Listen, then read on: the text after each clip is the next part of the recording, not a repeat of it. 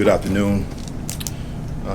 I would like to address, we had a very terrible accident happen here on Moorhead this morning, where 3 construction workers lost their lives. And just want to send my condolences to their families.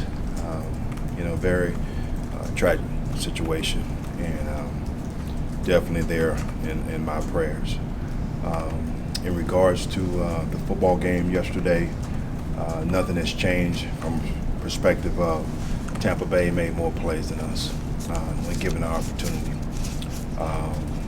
As we all know, as I always state, we can't turn the ball over.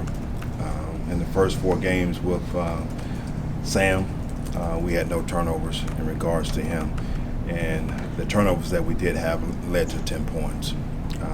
Defensively, we cannot give up big plays. It just can't happen, particularly with quarterback like that, defense like they have. We got to make sure that they earn every inch, and we didn't do that yesterday. And with that, I'll take your questions. Steve, with Josh, was it a situation where he wasn't ready to play more than he did? That was my opinion. When you get a guy that's been sitting on the couch, he's been running his coffee shop, doing the things that he's been doing. Felt very pleased with him being in the building, coming back, trying to contribute and help, but not to the extent to where he was going to play a lot yesterday. So I didn't want to put him in that situation. After watching the tape on that 57-yarder, do you think CJ quit on that play? No, I don't think he quit on that play. Could he have executed better? Yes. When you look at those deep plays, starting with the first one, we're in quarters. All right, people don't understand quarters. That's the corners over the top, safeties over the top, other safeties over the top, other corners over the top, and we didn't do a great job of flipping our hips and turning the run to cut the receiver off. We're off. We wasn't even pressed in that situation. The second one, we're in 2-man, okay, where the corner is underneath and the safety's over the top. And for whatever reason, the safety cheated to the field, and when CJ looked up to accelerate, the safety wasn't there. So there's another big play. The third one, we had an all-out blitz. They went to max protection look. As I told the team this morning, I would put that one on me. We should have checked out and went to cover 2. We didn't, and I take responsibility for that. So we all had our hand in this for us giving up big plays. And again, offensively, we can't turn the ball over. We've got to protect the football. I thought Sam did some great things yesterday. He made some phenomenal throws. I thought he managed the game well, minus those turnovers. One, ball snap, we can't try to pick it up. We just got to fall on it. That's the key thing for us there. And then late in the game, we just got to make sure, again, Icky got to do a great job of protecting and, making sure that Sam has the time to go through his progression. Steve, what did you talk to young corners about after a game like yesterday that was pretty tough on them? Well, number one, you got to hit the reset button. That's the biggest thing you have to do. Some of the great corners that have played this game has gotten beat several times, and that's part of the makeup at that position. But you got to be, resilient. You got to be able to hit the reset button and come back and perform. That's the nature of it, playing man-to-man, playing zone, whatever it may be. So that's the conversation. You said yesterday you guys didn't, I guess, play to your identity or whatever. You kind of lost track of that. Were you speaking of it on defensively, offensively, both? Or? Well, I was speaking across the board because one of the things that I preach, one of the things we talk about all the time is DNA, and that number one is physicality and effort. I think we showed that yesterday in how we played. Number 2 is smart. We didn't play smart at all. Right? In so many facets. So we just talked about 3 plays. We talked about not falling on the ball, false starts, not running the route at the proper depth, not communicating on defense. I can go on and on and on. It's hard to win in the National Football League, and I told the guys this morning, we not only competed against Tampa yesterday, we competed against ourselves. We competed against 2 teams, and you can't win football games like that. you were pretty adamant after the game about finishing strong, regardless of record. Having been eliminated, will you have discussions with Scott and or Dave about maybe playing a couple young guys, something like that you might not have if you were still in contention? I think our main concern is winning the football game, whatever that takes. Young guys, old guys, you're one of 11 that's out there performing, go execute. So,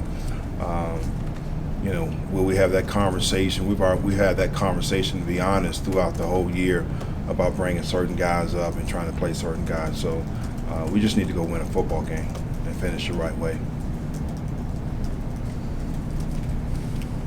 Steve, with where you're at with the interim tag, do you feel like you have done enough to earn this job, this full-time job next year?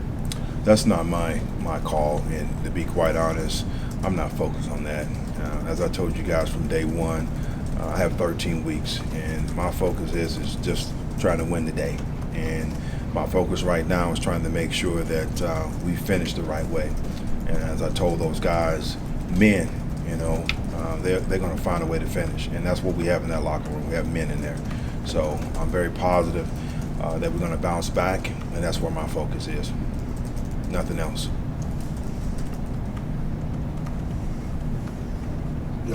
Will yesterday's result have any bearing on JC playing or not playing this week? JC has been placed on IR. Oh, he was, huh? Yeah. If you guys have won, do you think he could have played this week? Dave, I can't speculate. I told you guys we'll have to wait and see. So that's a question that's not even really, we ain't worried about that now at this point. Given that you're out of playoff contention now, if you're playing with Josh this week, would be maybe not to play him much and try to get the young guys more experience, or something else? Well, as I alluded to earlier, we're going to try to do everything we can to win this football game. Will he be ready to step up a little bit more than the 11 plays that he had? I know I spoke on about 20, no more than 25 plays, and I can see that possibly being the same. So we need to see exactly where he is from, conditioning standpoint. And as one of the biggest things when you bring guys back are hamstrings, when they've been sitting around and all of a sudden now they go on top end speed. So I wanted to make sure that we tried to avoid that. But I think he's ready to play based off what he told me. But I got to make sure going through the proper channels and watching him that he can go out there and execute. Steve, I know you mentioned yesterday with them loading the box, kind of like Pittsburgh did. What did you see? Was it offensive line, running backs that was not able to get the run game going? I think you got to start with your initial question that they loaded the box. So I think one of the things I emphasize and talk to them about all the time, okay, take what the defense is giving you, and then eventually, hopefully, we'll be able to take what we want. So I thought McAdoo did a great job, and Sam did some outstanding throws and trying to loosen those guys up a little bit and throwing the ball. We made some plays down the seam with Gio. He made a great throw to DJ on the sideline. And we got to do a great job up front creating movement, but also the running backs got to be patient enough to find the open gaps and holes. So, again, everybody had their hand in it. Steve, on the interception, watching the tape, where should that ball have gone? Were there other options? What would you have liked to see happen? As I just explained in the team meeting, they post safety cut the over route. Dean, the backside corner, didn't climb to the middle of the field. So the post was wide open. We got to throw it out there. All right, we got a tight end at 6'4" against a smaller corner. That ball should have been over the top. Either Sully catches it or it gets through the end zone. Will Sam start this week? Yeah, Sam's going to start this week.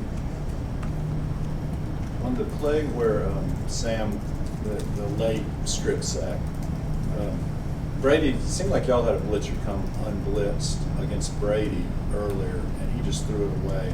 Somehow he felt it. Should Sam have felt that, or was that more on Icky, just it was too quick? Icky got beat, off the edge. And let me say this, as I told him in the team meeting, he had an outstanding game. He really did. All right, but again, that's one play we can't have. in a critical situation where I felt like we still had time to go down and try to make something happen. Could Sam have seen that? It's coming from his blind side. You would want him to step up and be able to go through his progression, but I can't really tell you whether or not he saw it or not. The union is discussing possibly filing a grievance on the field conditions for the Detroit game. What was your thoughts about the condition that day, and were you involved in any pregame discussions about remedying or even delaying the game? Yeah, I defer all those questions to facilities and maintenance. I have no, recollection of what they do in regards to that. So that's not my department. But what did you think of the condition that day? From my understanding, it was fine. Well, and of course, I'm not out there playing either. The play yesterday with the low snap on their punt, what did you see there, and did you think one of your guys might have had an opportunity to tackle him? You would hope so. We came off the edge going to our launch point. Another play that I showed in the meeting today is that, low snap.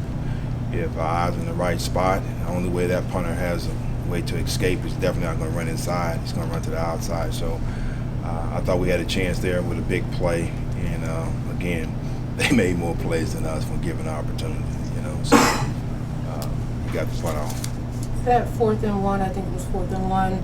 Looking back, would you have still punted in that situation or maybe been more aggressive? Well, when you look at the opportunity, let me go ahead a little bit. When we had 4th and 2, we're in plus territory. I went for that.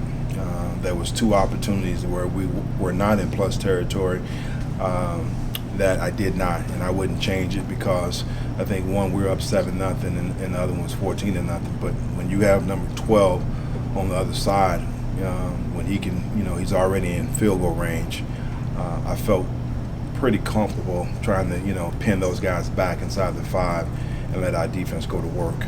All right. Let me back also into those 2 plays. It was 3rd and 1. We ran the zone read. We had the numbers outside with the count.